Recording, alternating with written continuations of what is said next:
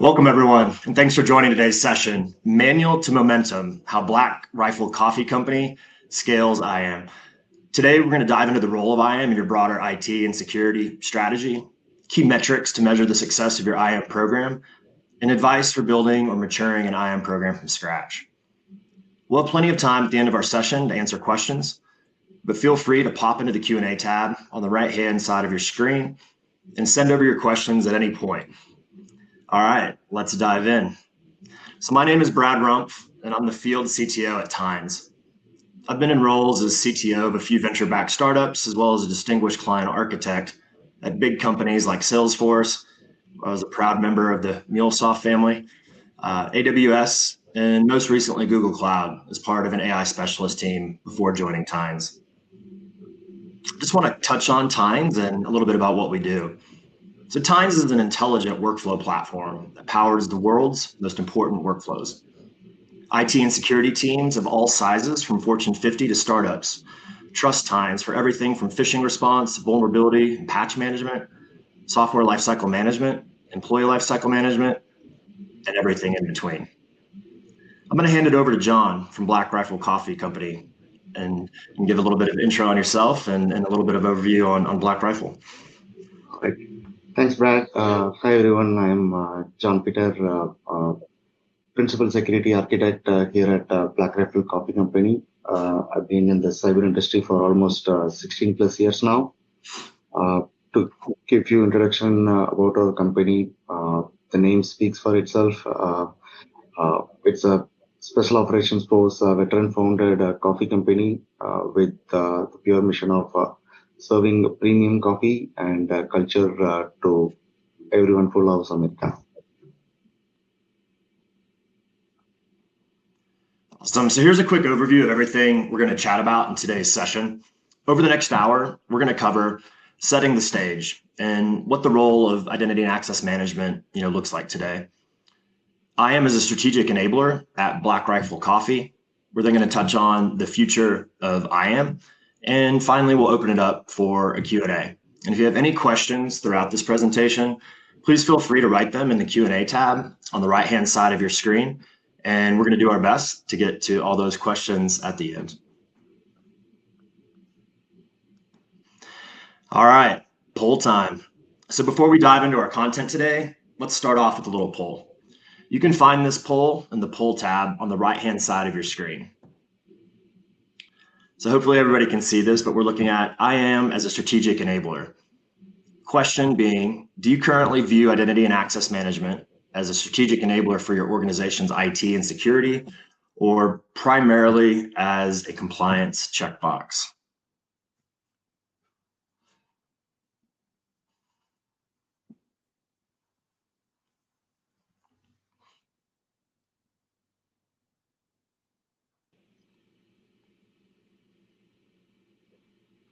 Watching the votes roll in.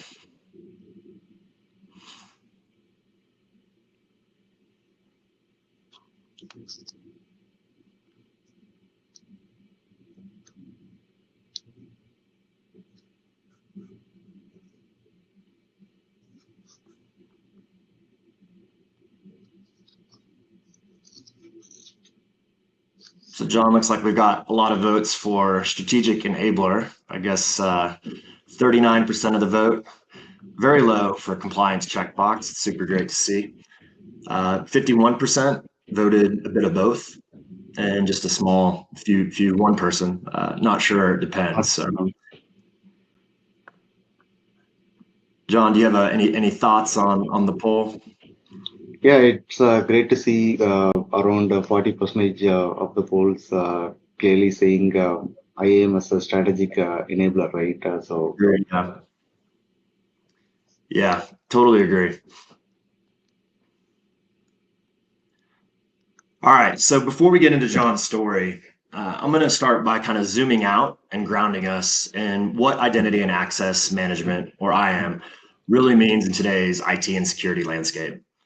First, let's establish how teams between security and IT view identity and access management. From an IT perspective, we ask questions like, do they have access? So we know that IT teams are primarily focused on ensuring users can do their jobs. And this means provisioning the right tools, apps, and systems quickly. Their concern is about availability and productivity. And does this person have access to what they need to do work? From a security perspective, we're asking questions like, do they have the right level of access? Security team goes deeper. They're thinking about risks, least privilege, and access boundaries. So it's not just about having access. It's really but what that access is. Is it too broad? Are we over permissioned or over provisioning? And is it granted with the proper approvals or oversight? So they want to minimize standing access and enforce least privilege to reduce the attack surface. At its core, IAM is about securely managing user identities and controlling access to the system, applications, and data that power your organization.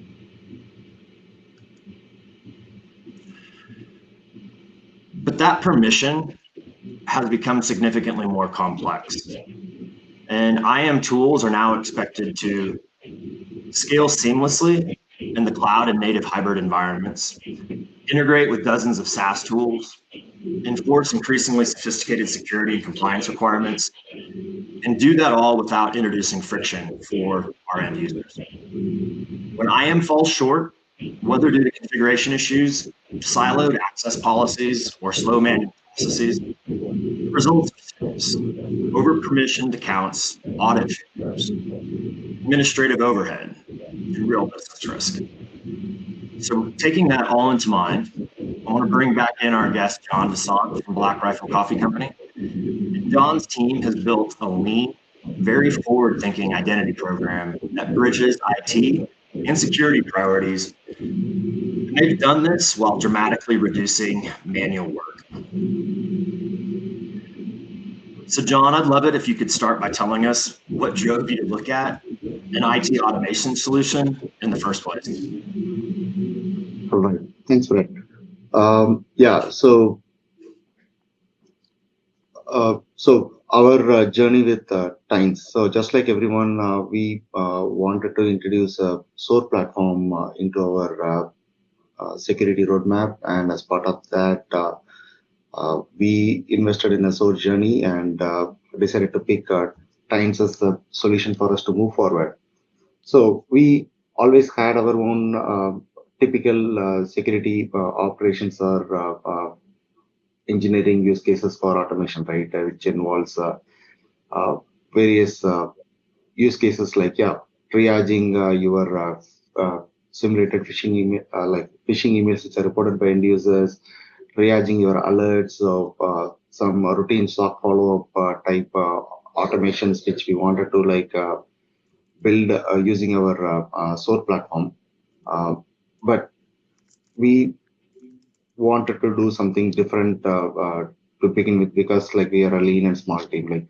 Okay, what can we do better besides doing our security use cases? So that's when we recognize the opportunity to expand the automation across our IT infrastructure as well, where significant amount of work is done manually, especially around the IAM area, where this automation would really help. So we identified IAM as the next logical step for us to begin our automation outside of security use cases.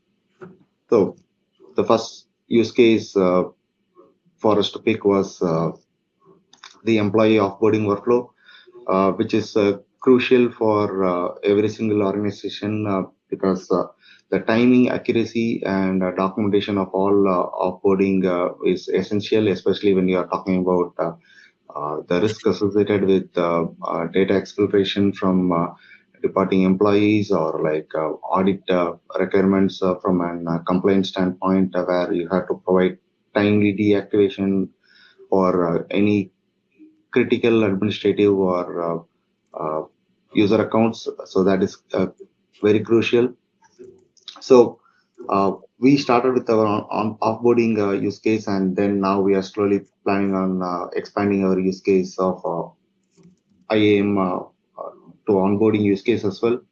which will facilitate account creation, access provisioning, and end user collaboration from day one. So the other primary decision in making this use case is to accelerate the entire business with streamlined process that will save everyone's time from IT to HR team's time. So this way, like, we don't have to wait for request our HR team to submit multiple requests for any IT onboarding or offboarding. So by expanding the usage of times, we focus on not only enhancing efficiency, but we are trying to promote consistency, reduce risks, and integrate our security and IT operations in a more cohesive and automated manner. Yeah, John, that's a really interesting story, and it happens to be one that we hear a lot from our customers who often come to us with a security, based use case, and then they see the value of automation and start looking for other ways that they can automate other parts of their business, like IT operations. And this is a pattern that we see happening over and over again. John, I'm curious how your team's approach to IAM has evolved over the years and what's really driven that transformation. All right. So we do we do realize that our cyber threats continue to change on a day-to-day basis, and they continue to develop more sophisticated attacks targeting user identities and try to access organizational resources. Right, it has become more crucial. And speaking of our IAM journey, our company itself was founded back in 2014, and we have been expanding heavily on our security program in the last 4 years. And we started with Google Workspace as our core IAM platform, which was leveraged for managing our user identities and provisioning access via SSO or various other means to other applications which we support. We have a small lean team of security with 4 members, including our CISO, myself, and one engineer in my team, and our team which also focuses on collaboration between physical and cyber, and we do have our physical security engineering, physical security resources covering our entire security organization. And in addition to that, our IT infrastructure team consists of 2 engineers and a few members supporting the IT operations support. So comparing our IT and security teams, against other organizations, when we compare it, our teams are really small, and we decided to migrate from Google Workspace to Microsoft Entra ID back in 2024. The main goal behind that was to strengthen our authentication, enforce MFA across all users, and apply conditional access policies wherever possible. And the reason behind applying conditional access policies to ensure that access decisions are made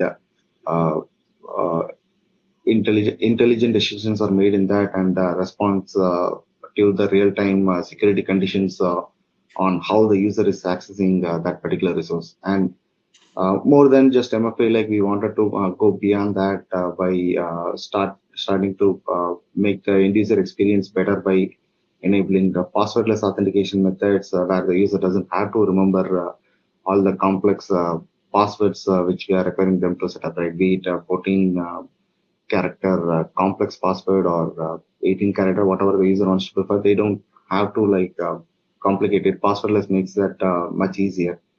And especially for some core management level users who frequently travel, again, some of these conditional access policies can be challenging. So we introduced the hardware token based access YubiKeys to expand their access.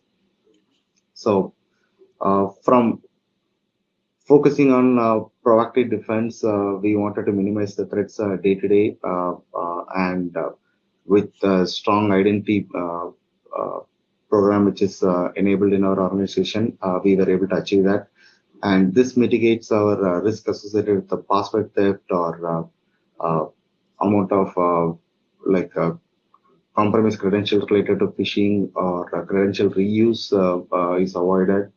So we are able to secure our users' credentials and their identity, and still maintaining a better user experience for them. And finally, it's important for us to recognize that IAM should be seen only as a strategic enabler and not just an compliant checkbox, mainly because proper IAM enhances our digital transformation by providing secure access without manual delays.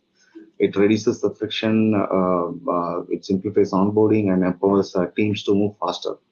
And it also improves our security by enforcing least privileged access at scale, and it reduces the attack surface and offers telemetry for, especially for security organizations, IR team who wants to focus on detecting the threats which happen in the environment. So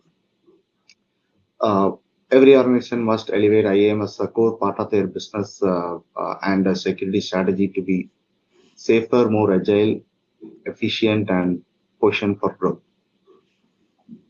Yeah, John, it's quite a journey looking back over the past decade plus, and I love how you describe identity not just as a gatekeeper, but really how it's the new control plane. And identity really is where access, detection, and even collaboration converge. That's really, really cool. All right, another poll time. So before we really kind of talk about what things look like before you started automating and the IAM challenges you're facing, let's also hear from the audience. So we'd love to kind of get an idea of which of the following IAM challenges most impacts your organization today. Once again, as a reminder, you can find the poll tab on the right-hand side of your screen.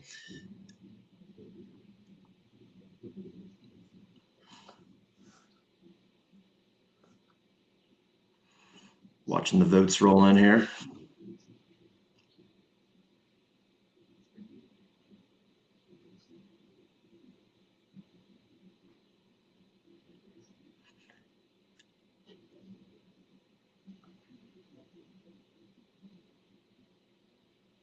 So far, it looks like manual and time-consuming onboarding, offboarding processes. Again, this is something that we hear a lot when we're talking to customers at times, and just what organizations are facing, how they can make that process much more seamless. So we got about 27% of the votes for that. If I scroll down, it looks like stretched IT and security teams. This is 42%. So quite a few votes there, and that's something John just kind of keyed in, that how lean they run and just some of the things that they've been able to pull off with such a small team and where their focus is live. 21%, almost 22%, lack of visibility. So went away. Yeah, John, any color commentary on any of these? Any of these surprise you? Yeah, I'm not surprised with the results over here, especially let's start with the 40% votes again, which is in favor of stretched IT and security teams, which is a common pattern now across every single organization where the teams are lean and like they are expected to like if you go back 10-15 years ago, like we would have a dedicated resource for each and every single like dedicated full-time engineering or operation resource for each of our security domains. So we'll have a huge IAM access identity and access management team. There will be a dedicated endpoint operations and response team, network team. But now, if you see in most organizations, especially in small and medium businesses, you can find these IT and security teams to be in smaller number, and that is where like their roles and responsibilities are stretch beyond like one infosec domain to multiple domains. Uh, that's one of the reason. Like, yeah, we do see that 40% into that, and the second one is like the manual and time-consuming onboarding and offboarding, Yeah. and that is one of the challenges which we faced early on before we move forward with offboarding as our primary use case, right? Uh, Yeah. Before the adaptation to Microsoft Entra, like there were so many applications which are not tied to SSO, which delayed our manual offboarding as well, right? So Yeah. that's again a common challenge which we see across everywhere. And if you look at the lack of visibility into who has access to what, Right. that's exact reason like why we should rely on automation for these type of IAM specific process, right? Because when we have our automation in place, like we'll have better auditing reporting available for us. Like, okay, who has been provision access to what and for how long they have been uh, like having access uh, to the specific resources. So we have the visibility into all these things. So Yeah. uh, John, I think those are interesting opinions. I'm going to jump in here and advance us just for the sake of time, just kind of keep my eye on things. I think what you mentioned in terms of kind of going from manual, very lean teams, how do you do more with less? I want to jump in and just kind of start looking at some of the challenges. I think it's super interesting to see what IAM challenges are top of mind for the folks that are tuning in today. And you were just kind of riffing on a lot of the different challenges, but I was wondering if you could continue to kind of lean into that. And really, when we look at these kind of different pillars, are any of these familiar to what your team is facing? And how would you describe your experience with a manual IAM process? And I think this gives you the perfect platform to kind of continue to double click into some of the things that you're just talking about. Got it. Yeah, some of the main challenges we are facing, again, I'll specify it based on the different topics. The number one is lean IT and security teams under pressure. So with the lean IT and security team, the manual workload created significant strain on the team. Routine identity tasks such as provisioning, deprovisioning of and access reviews consumed our valuable time, which could have been dedicated to more strategic or security critical initiatives. Yeah. Next one, when we can talk about end user friction, right? User offboarding and onboarding can cause delays, which will be due to the backlogs of the tickets which we have in the queue and against competing IT priorities. So these delays affected our business productivity and introduce unnecessary friction in ensuring timely user setup or removal. Each identity task required hands-on effort, which leads to inconsistent implementation.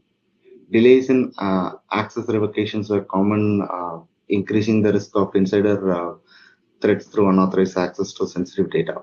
And the other one is like the audit and the documentation gaps. So despite our best efforts with manual process, they often lack robust tracking and documentation. And sometimes we may revoke the access, but then we may not have documented that correctly. So approvals, revocation logs, and access changes were not consistently recorded, which lead to challenges during audits and makes it difficult to maintain clear visibility into like who had access to what and why.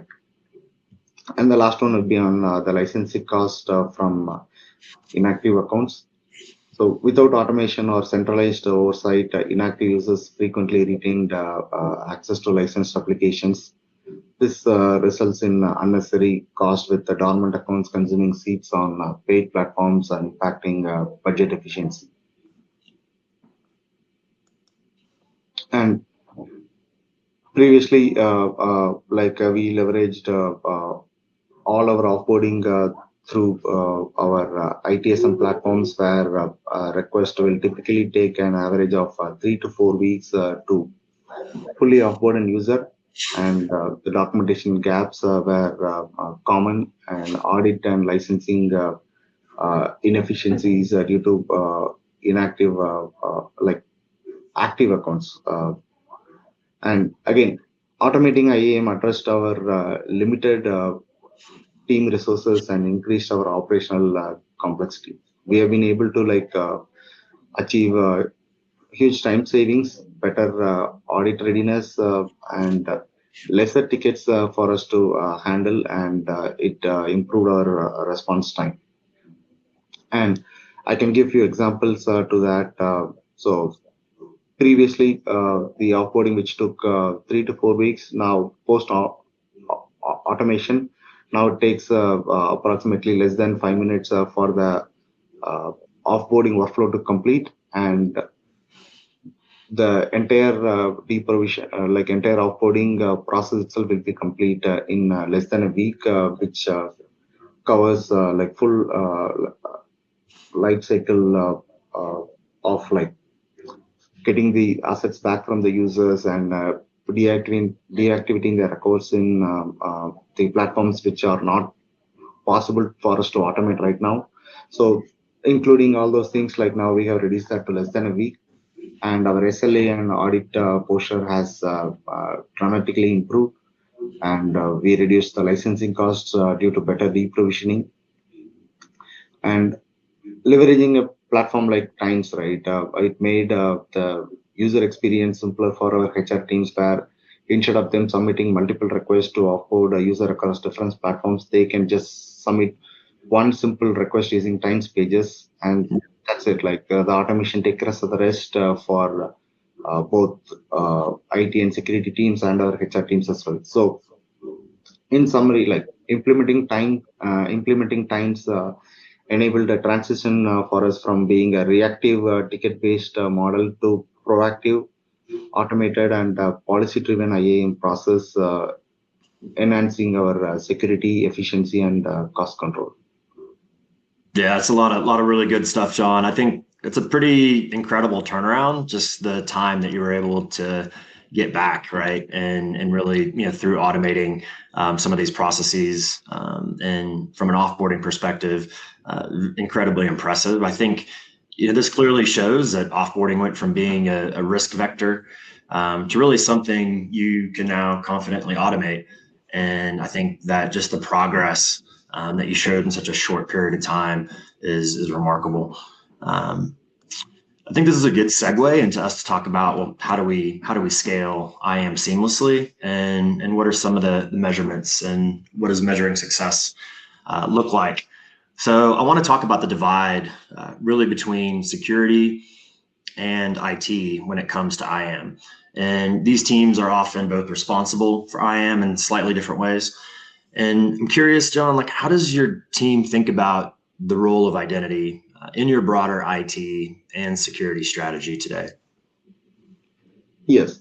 So similar to what we saw in our initial poll, right? We should view identity more as a control plane. Right.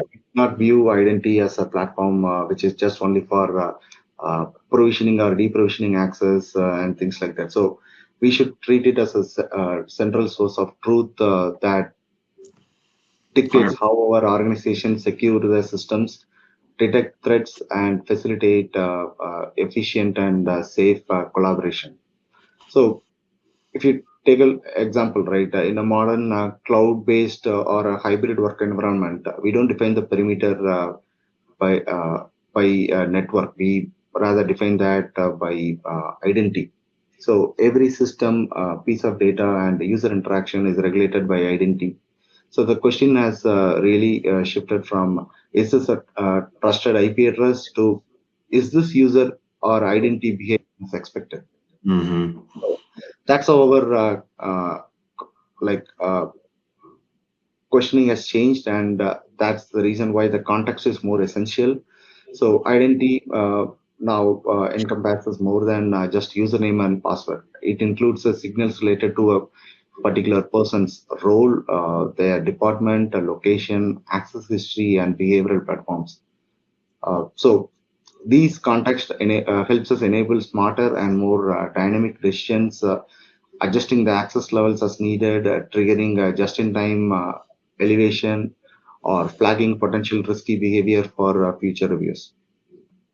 And again, an identity-centric approach underpins the enforcement of least privilege access, which is one of the uh, factors which always every single security organization wants to enforce within their team side. So the goal is to ensure every user, whether internal, external, or service based, has only the access they need and when they need it. Identity attributes and automation drive these decisions, reduce risks without impeding business operations. Yeah. Finally, like identity classifies, identity facilitates secure collaboration, regardless of whether someone is working from a corporate laptop or a personal device or an external partner who is like supporting our infrastructure. The ability to accurately identify users and determine their access rights supports the business agility, and it minimizes the risks. Yeah, got it. So that's a lot of really good information. And John, as you continue, to scale the program, what really became top of mind, and how do you measure success?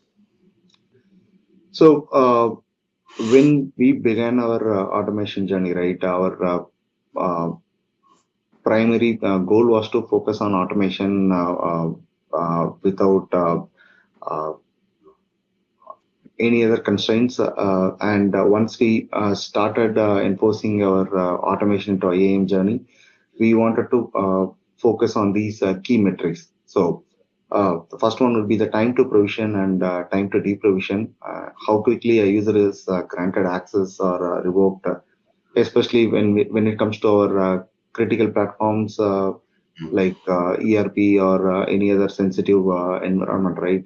We need to ensure that the access is revoked or granted on a timely fashion. And we don't want to spend too much of our time on access related tickets, so that's another criteria we want to measure against it.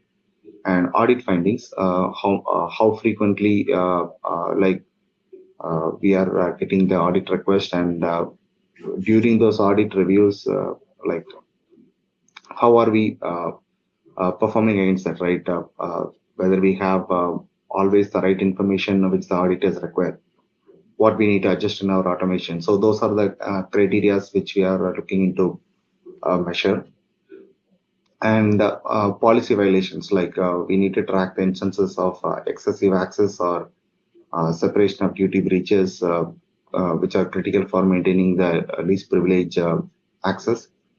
And again, identifying orphaned accounts without which are available without owners, which could potentially increase our security risks.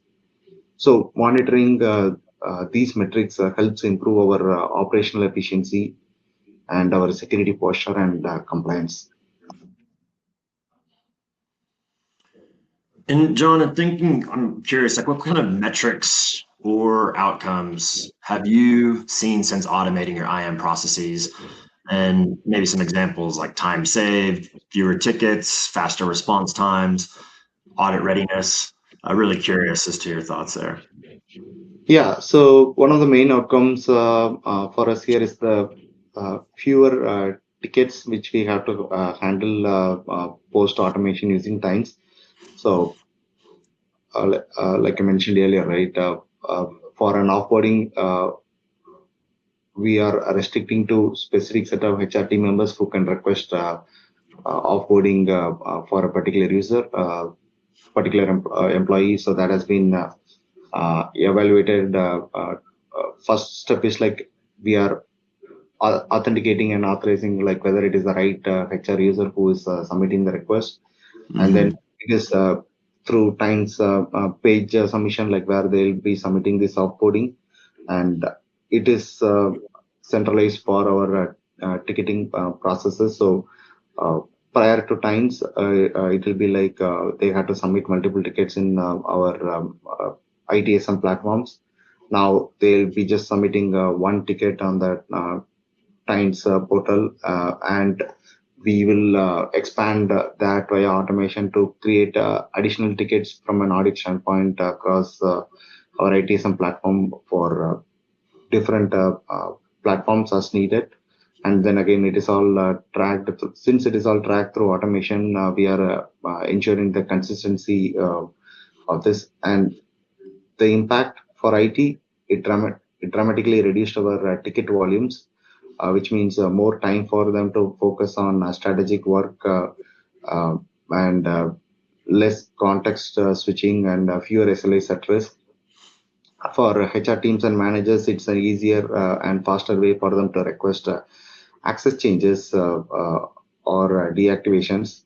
There is no need to chase for approvals or follow up with someone to ensure that access has been granted or deactivated from that standpoint. From a security perspective, it's centralized, trackable process. It improves our visibility and reduces the chance of missteps or a human error which can happen, right? So that's one of the impacts which we had. And then the response time, like I mentioned, like with times automation, it has been faster, and we can now schedule an offboarding to run in the future as well. As soon as an decision to offboard an employee needs to be made, we can schedule it.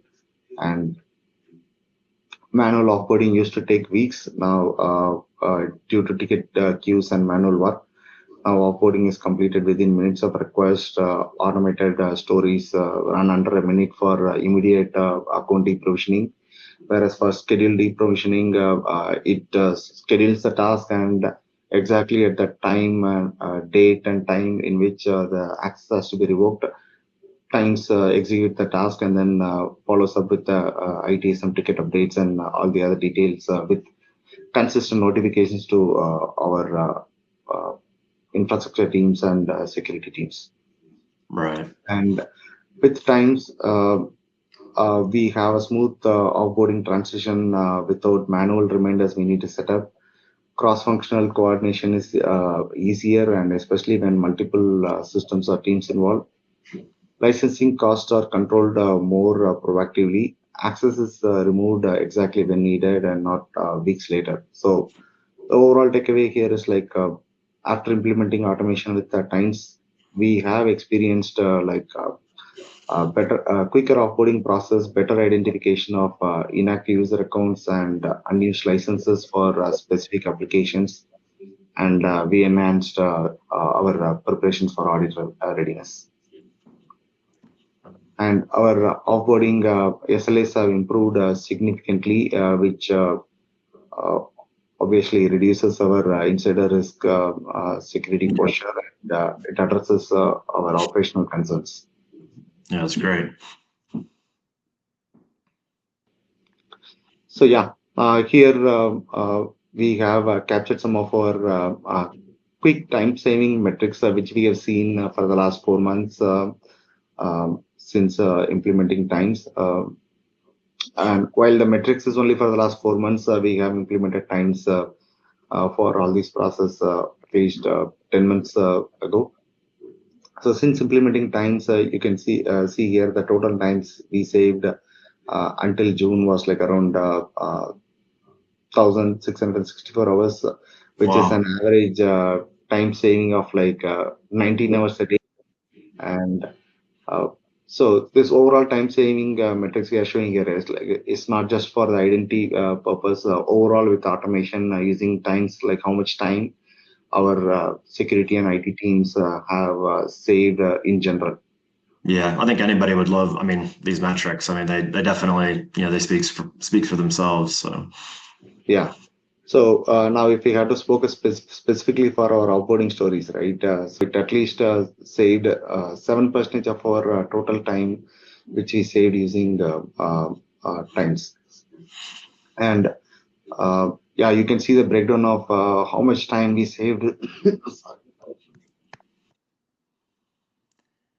John, you need some black rifle coffee.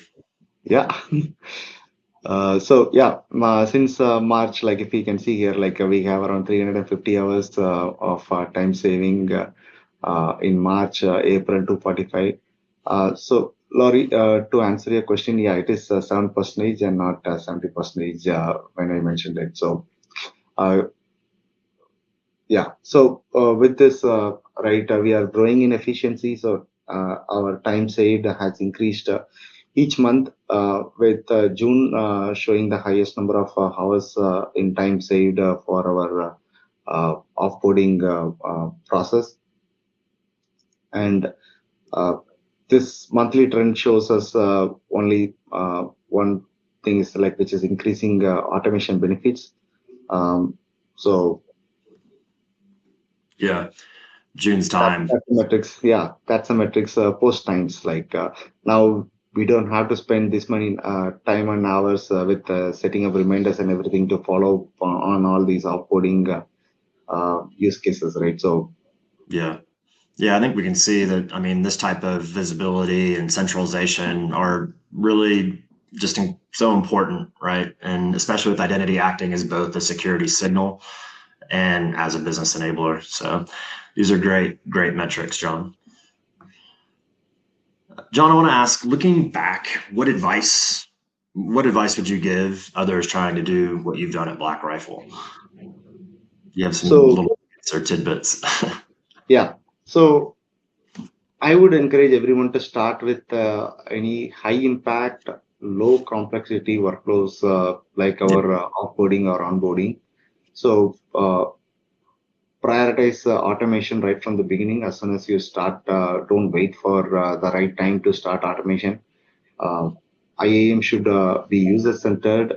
If the secure path is easier, then people will follow it. Always consider the user journey. If IAM is too painful, then people are always going to try to find a workaround for that. Yeah, most And definitely.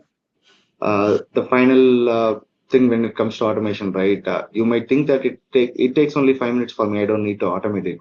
So don't think like that. That 5 minutes of time saving for that particular task can overall give you more time if you can accumulate the times which you spent on manual task uh, over a period of 3 months or 1 year. So that is more important. And when you focus on automation, right, you don't need to reinvent the wheel. If you go to Times library from their website, you have all the information you need for all our basic automation needs. So all you have to do is like just import them, make a few modifications on some of those stories to fit to your custom needs if you have any. And most of them are like just import and execute it, and it should work based on the platform you have. So give that a try with the Times library. Yeah, and for those out there, I think just, the Tines library is really, an accelerator that you can use in your organization with pre-built workflows and templates, integrations. And, as John mentioned, that's an excellent starting point for anybody that's looking to get started with any type of IAM and automating any processes to see, what do we have that's already pre-built that you can leverage, maybe tweak a little bit to get started much faster. And John, with that, I super appreciate you sharing all that. It's a lot of really good information, really good advice. And, from starting small and letting the success snowball. And I think, you guys, originally kind of started with security, and then you noticed, hey, we can automate any workflow. And I think, by doing that and really honing into, like you said, the low complexity workflows like offboarding, gave you a perfect jumping off point.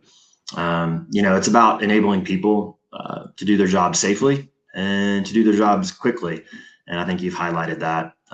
The work your team is doing is truly a model for how to scale secure access without growing your headcount. And I think that's, again, it's significant, and it's also remarkable. So we're going to close out with the future of IAM and where we're going with this. We're going to touch across a couple things like lifecycle management, privileged access management or PAM, and then integrating with IAM with threat detection. From a lifecycle management perspective, really this is about automating across the entire identity lifecycle, from onboarding to offboarding and everything in between. We have movers, people moving departments, etc. So that kind of fits, kind of squarely in the middle. From a privileged access management perspective, it's really about managing elevated access to balance security with usability and ensure full auditability of these privileged actions. And finally, when we look at integrating IAM with threat detection, you can integrate IAM events into a SIEM and detection platforms to create, things such as UBA-based alerts. And there's really just so many opportunities to invest in orchestration across an IT organization. So, John, why these in particular? So yeah, IAM has evolved from an siloed IT process to being closely linked with security, compliance, and our operational agility. So the approach has shifted from manual provisioning to identity as a signal, where access events drive both automation and detection. Yeah, that's awesome. Thanks so much for that, John. This has been a super insightful conversation. I always enjoy when we connect and always learn so much from what you're doing and kind of where you guys are going, and super appreciate Black Rifle Coffee always being willing to share, your wins and successes, with the broader audience. We've seen how a small but really mighty team can build enterprise grade IAM program with the help of orchestration, automation, and some seriously thoughtful strategy. So we love what you've done at Black Rifle Coffee, and think it's has really made an impact, hopefully, on the users that have tuned in today. Yeah, thanks, Brad. Yeah, that's core thing, right? We want to serve the community, and this is the best way we can share what we have learned from our experience, and see who can benefit from it. They can leverage it. Yeah, that's fantastic. So I know we've covered a ton today, and identity as a security signal, automating for scale, unifying IT, and security. I'd now like to open it up to the audience for questions. Delaney is going to drop. We're going to drop some questions, perhaps, that have been rolling through. So let's see maybe what the audience has.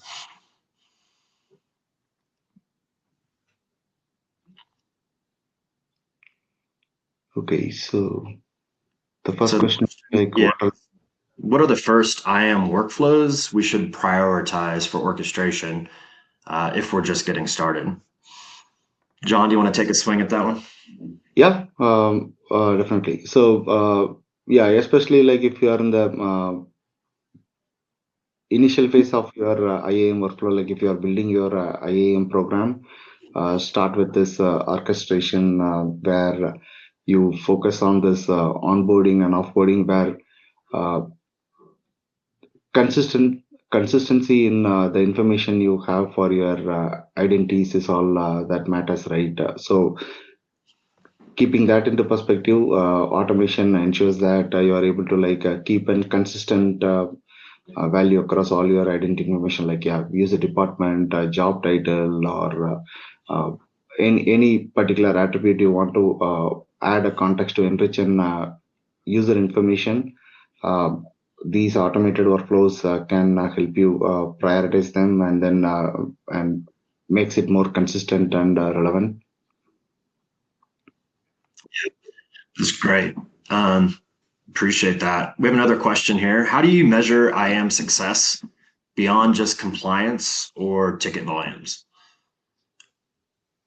So beyond compliance and ticket volumes, the other way, I would measure our IAM platform success is based on the threats we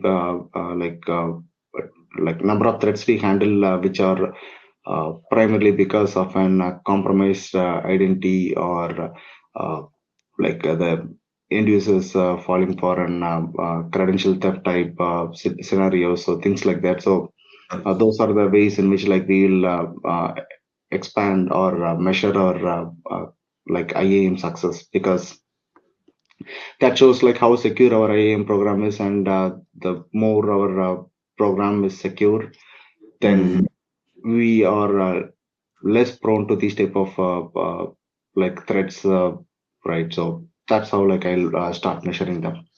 Yeah, and I think we touched on, you touched on earlier in the presentation, just time to provision and time to deprovision, number of access related tickets, and just what you were able to do in terms of reducing those, for multiple requests per user.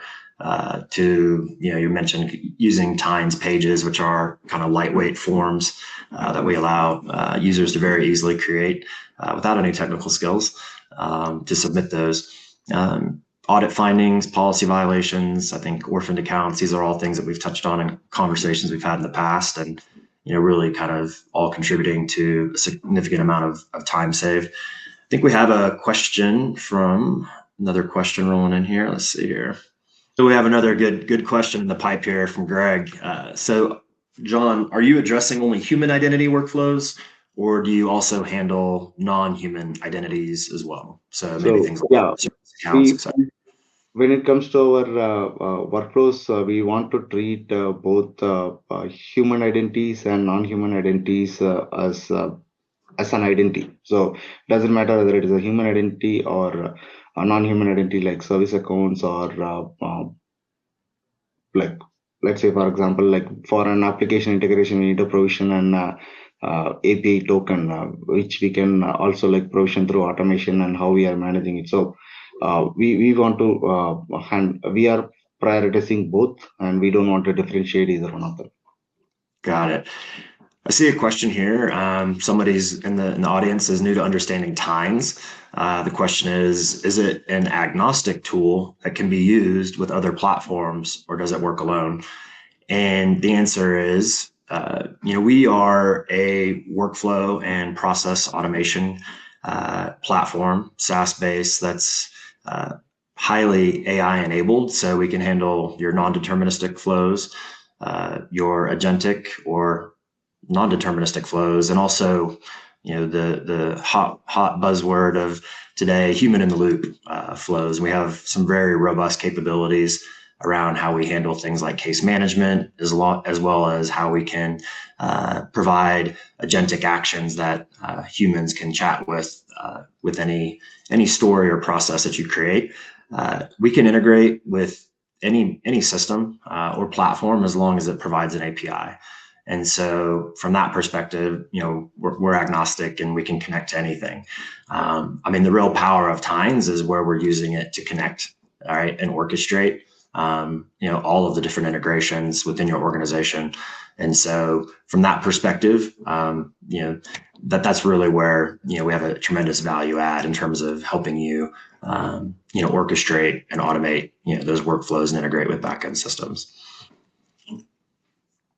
I'm going to take one more question from the crowd, or maybe two. And this is a question around how do you align IT and security on IAM ownership without slowing things down? And John, I'm gonna pass that to you. All right. Yeah. So we don't want to treat IAM ownership should be on security or IT. It's a shared responsibility between both IT and security. So that is how we see that in our organization, where IT and security teams are extensions of each other.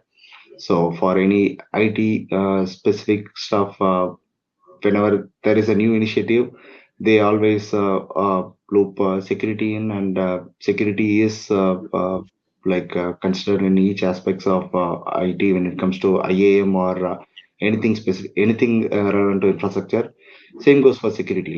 We just don't try to enforce only what is needed from a security standpoint. So we also work around our process on what we do from our infrastructure standpoint, and that's a partnership which we do. So rather than ownership, I would say IT and security organizations partner here to improve our IAM program. Okay, yeah, that's great. Another question from Amanda. Does this automation also cover non-IT groups, or is the scope of this just IT groups? She provided some examples like marketing employees, warehouse employees who need to sign in and take vacation, etc.